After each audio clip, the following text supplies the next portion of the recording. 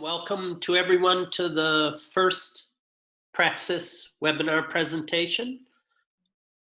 My name is Carolynne Harris, and I'll be presenting the webinar to you today. I'm part of Praxis Museum Projects Group, who is organizing this new webinar series.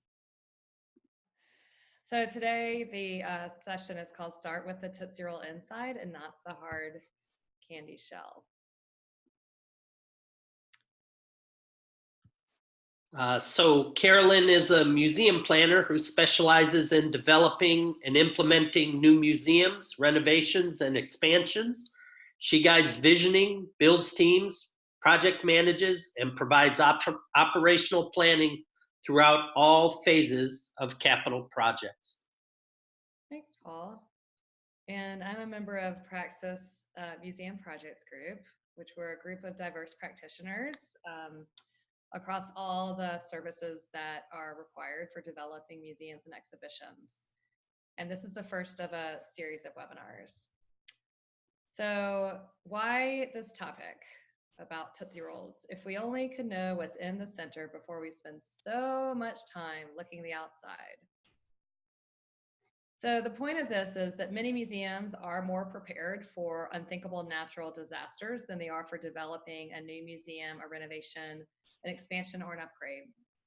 I've seen many projects get way downstream without having answered some pretty important questions, like what is the right size and the visitor outcomes for this museum?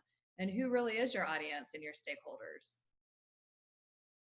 So today we're going to talk about a few things, but the goal really is to explore what we're calling an institution-centered planning process within small to large capital projects. So it doesn't really matter the size of the project, to show how an effective planning process defines the problem. And this has to do with goals, scope, outcomes, and budgets.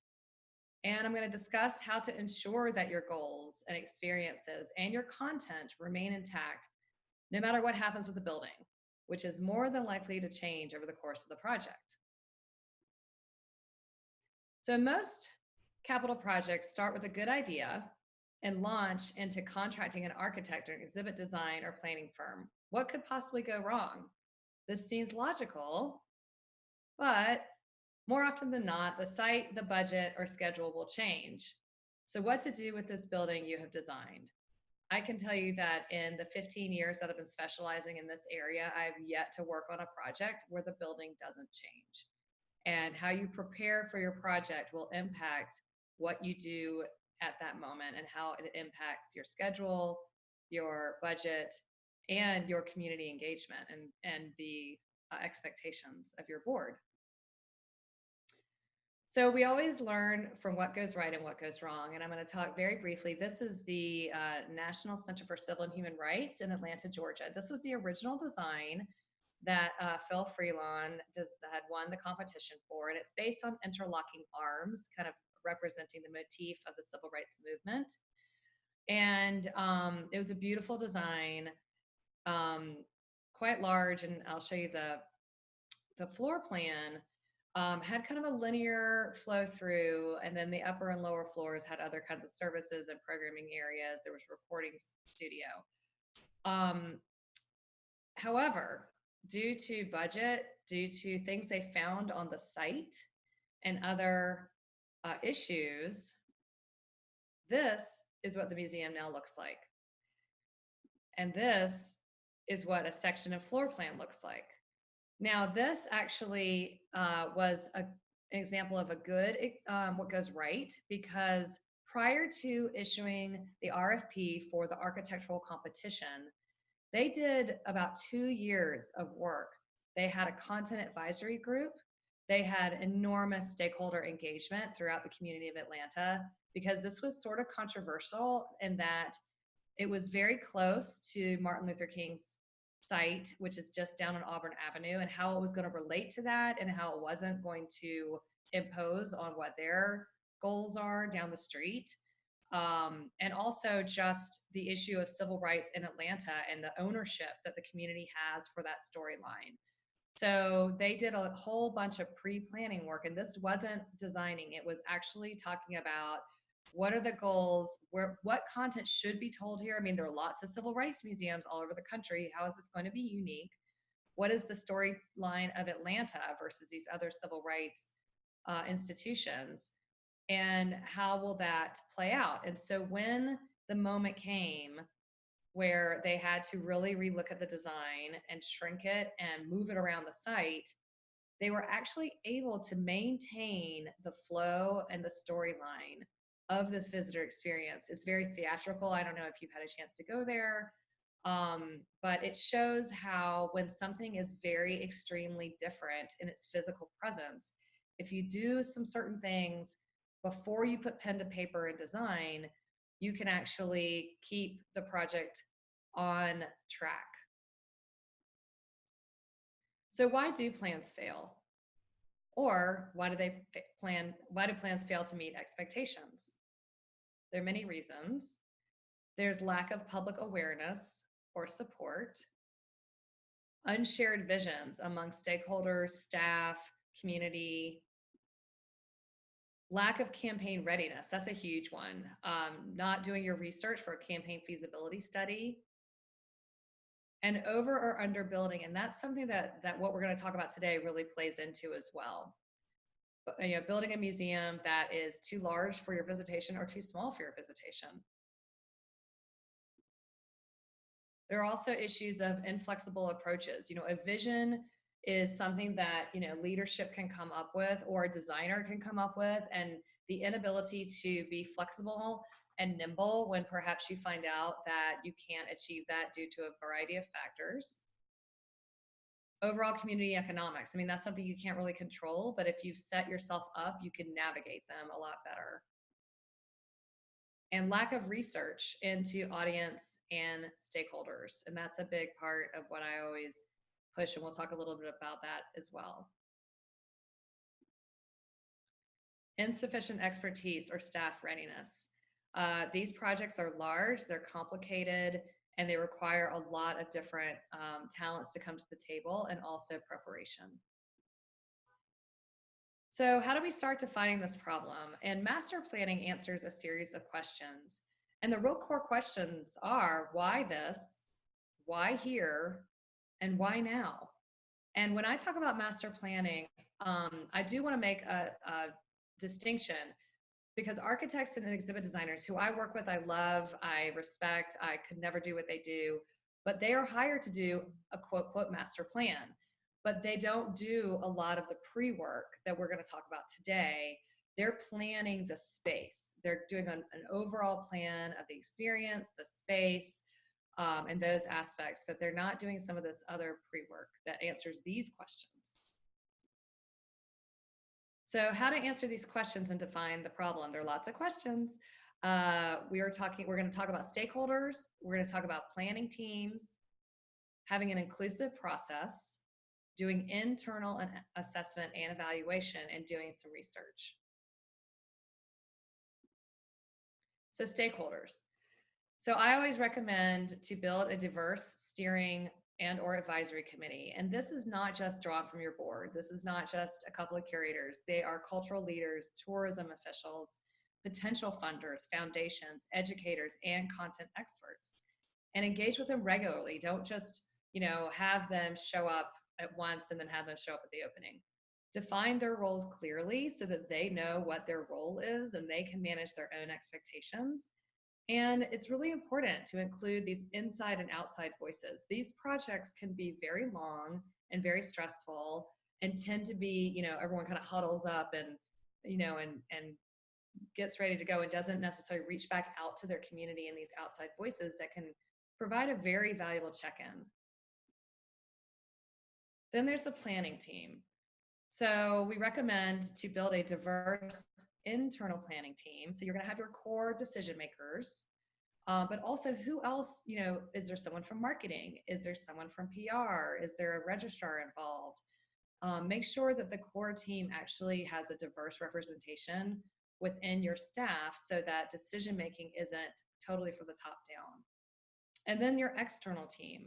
Look at all the different people who are involved in the sausage making And these are planners, designers, media developers, people who have assets, content developers, researchers, and make sure that you have a diversity of voices so that it doesn't start to go down a track that then it's very hard to back up from.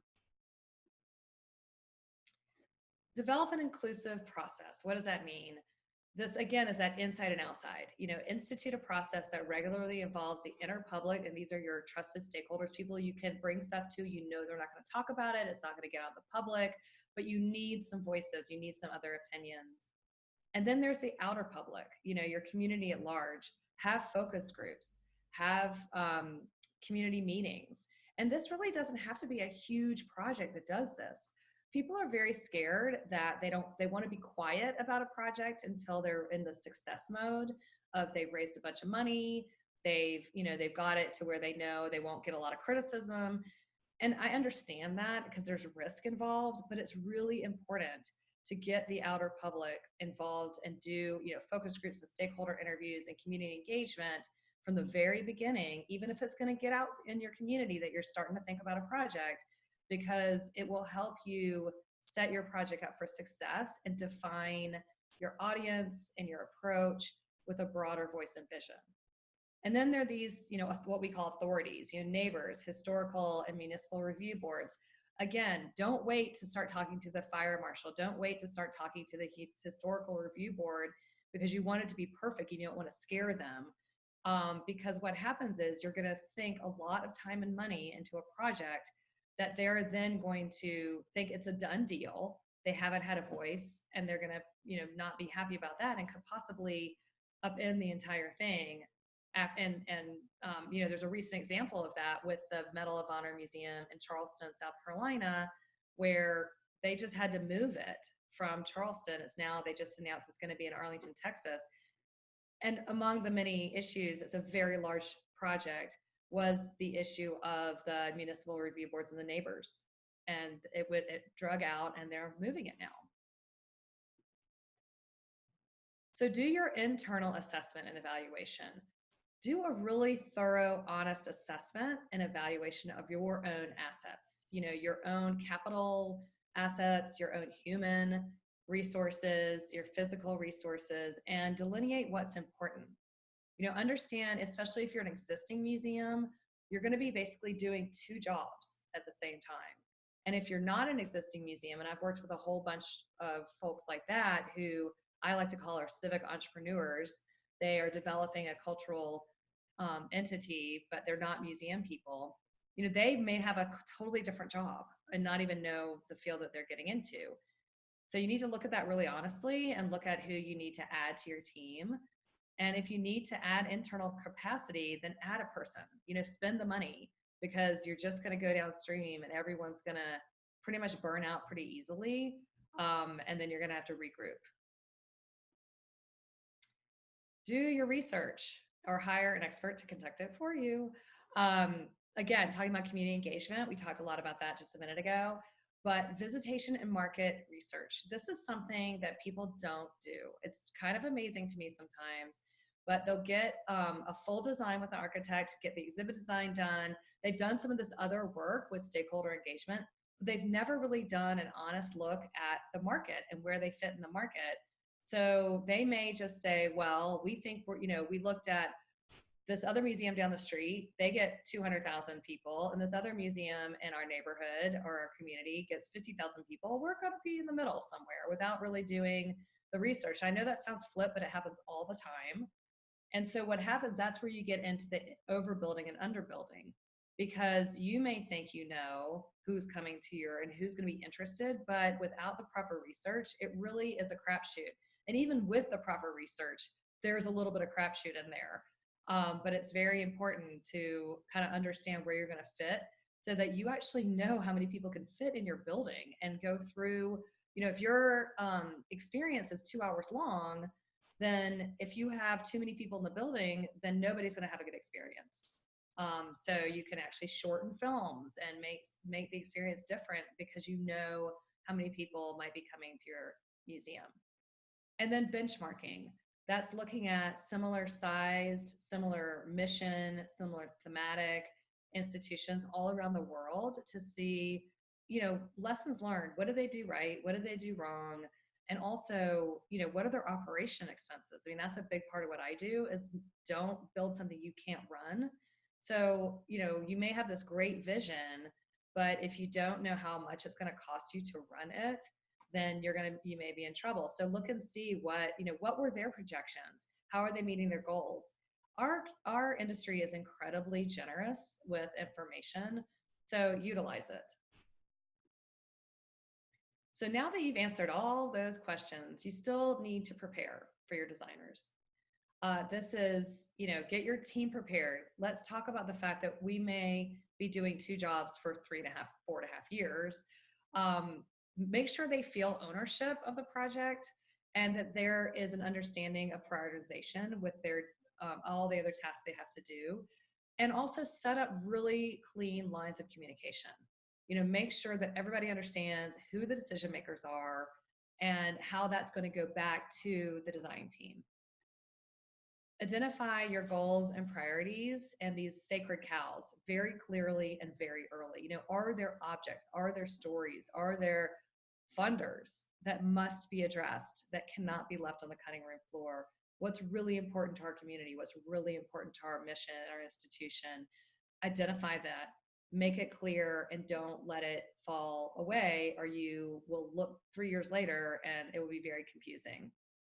Define the challenges. Now, you're not going to be defining all of them, obviously, if you've never done a large project like this, but, talk to folks who have and understand what your potential challenges may be. And oftentimes that's fundraising. But, articulate it, give yourself some kind of go, no-go moments on things. And then again, these operational considerations. Don't get your staff really and your board really excited about a vision that will not be supported downstream because you don't have the staff to do it. So identify, what is your max staff people that you could ever really have to run the museum? And that's really important for your design team to understand. So now you're ready. So you want to, again, memorialize, write all this information down, make everybody understand it, sign off on it, communicate it clearly to your team, and include it in your RFP. Let the planning teams, let the designers and the architects be aware of all this information. It will only make the project go more smoothly. It will make them not shoot for the moon when you can't shoot for the moon. They won't come back with some ridiculous budget that you can't possibly afford. They won't come back with some, if you don't want something that's really bleeding edge or leading edge, then put that down. Understand what your community needs and what your staff can handle, and put it from the very beginning in the RFP so that they know they don't waste their time too presenting something to you that is not of interest to you, or even proposing for something that they know that it's not up their alley. So, questions? Thanks, Carolynne. If people have questions, feel free to put them into the chat box, type them into the chat box. And while we're waiting for the questions to come in, I'll just throw you one, Carolynne, because you mentioned a problem that happens often related to setting realistic visitor projections. Mm-hmm. I'm wondering if you could dig into that a little bit more about how, as you mentioned, it's always sort of a crapshoot, but maybe you could dig into that a little bit more about how to make it less of a crapshoot. Sure. It's really challenging. Visitation and market research, and I've been on both sides of that coin. I've been a parts of teams that do the research, and I've made or helped my clients do that as well. I've seen people say, well, if I'm going to hire you for $35,000 or hire this firm for $35,000, $50,000 or whatever it's going to be, how do I know they're going to be right? Well, you never know they're going to be right because, you do that research here, you check in 2 years later and you open 2 years later. There are a lot of other variables that play into that. The economy, for one, is the obvious one. But, the consultant that does your research can't control what your marketing plan is. if you don't market it the way that it was expected or supposed it was going to be marketed, or you market it way more, or something dynamics change within your community. The other piece of it is when I look at firms who do that kind of research, I'm looking at firms that don't just do it through statistics. They're not just saying, okay, the census says your community is going to grow this much.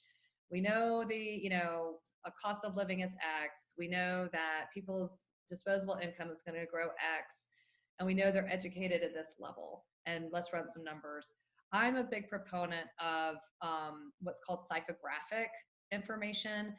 Again, going out and talking to people. I mean, this is something that I beat the horse on, is talking to your community, because it's more expensive to talk to your community. It's time consuming. It can be frustrating. You can get a lot of different answers, but go and talk to people. I'll give you a good example. I worked on a project in Atlanta, and not the one I just showed, but there are lots of museums that are downtown in Atlanta, and it was looking at the numbers of, well, the aquarium gets 1.5 million and the World of Coke gets 1.5 million.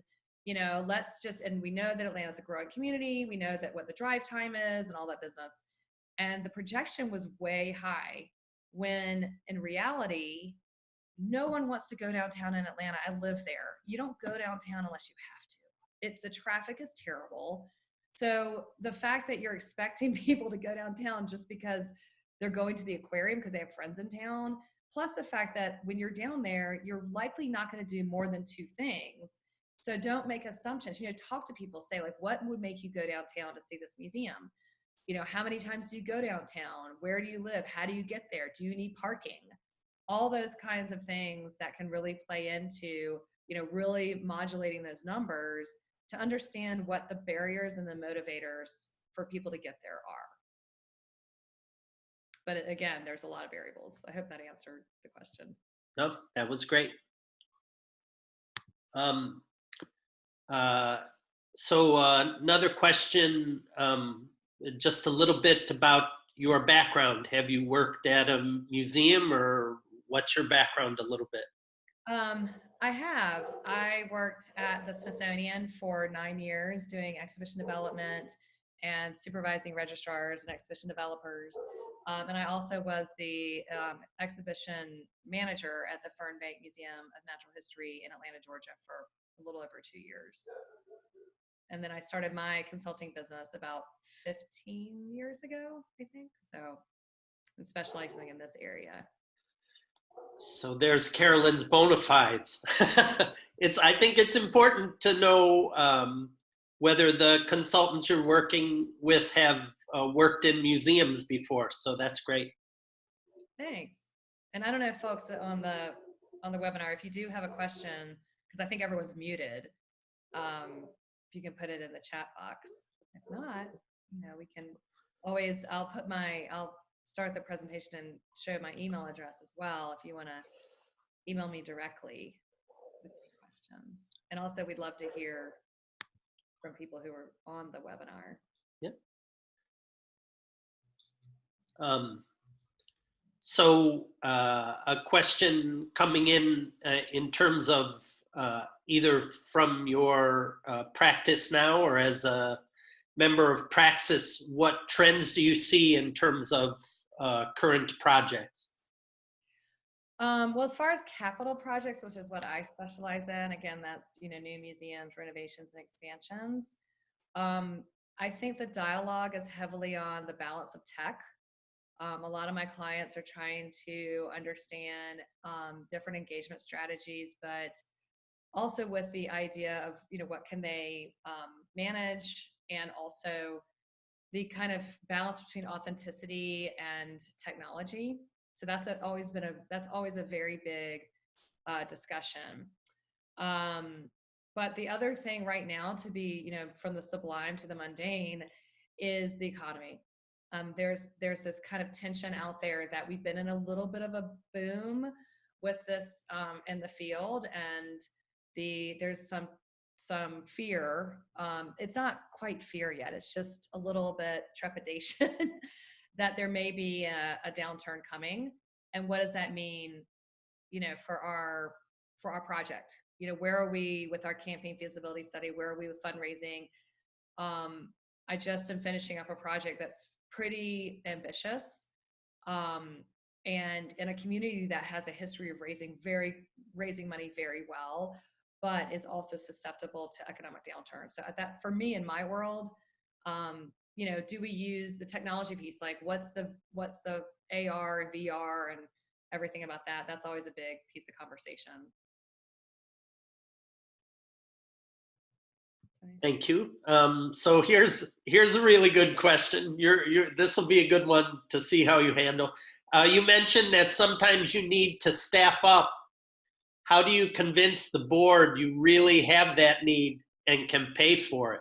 Yeah, that's well, not only staffing up, but hiring consultants. I mean, I run into it all the time. It's really about preparedness and having the conversation with your board that you don't want to get downstream 2 years into a project where you've spent upwards of, it could be hundreds of thousands of dollars, and not be able to complete it because you've, had leave taking, burnout, or mistakes were made along the way. It is a hard conversation, but I think board cultivation is a whole nother, we could do, 5 webinars on board and stakeholder cultivation. But if you have advocates in the leadership of your board who understand that this is a major undertaking and you need to be prepared for it and not just, do it how you can. I mean, it's interesting. I just was talking to an organization that's about to undergo a major renovation and expansion. And they said, well, the board doesn't really want to hire someone, so we're going to maybe just have the board member do it for free. Not the best idea. Someone who doesn't know what they're, hasn't done it before, there's conflict of interest. I mean, there's all kinds of things wrong with that. So it is thank you for that question, because it is a hard thing to do. But I think, it's the balance between getting excited and moving forward and backing up and saying, are we ready? Oh, that's great. Well, I think, unless anyone else has a question, that you might have answered all the questions during your presentation. That's great. Well, I'd like to thank you again, Carolynne, for your presentation. Some people are already asking, will they be able to see the slides? And I just mentioned on the text, but I'll mention now that this presentation, including the questions and answers, have been recorded, so we will post that. And I would encourage you in that regard to follow Praxis on social media. We're on Facebook and Twitter and also LinkedIn, or go to the Praxis website, praxisexhibits, all one word, .com. Thanks again very much, Carolynne. I appreciate it. You have the survey link. Oh yeah, that's perfect. I'm gonna post a link to the survey. Everyone who boom, and there it is. Everyone, there's a SurveyMonkey link in the chat box. We'll also post that on the video. If you could please take a moment and give us your feedback about the presentation so that we can continue to improve them. Although Carolynne set the bar high for our first one, thank you again. And thank you again, everyone who tuned in for the live portion of the webinar. Okay. Thank you so much. Thanks a lot.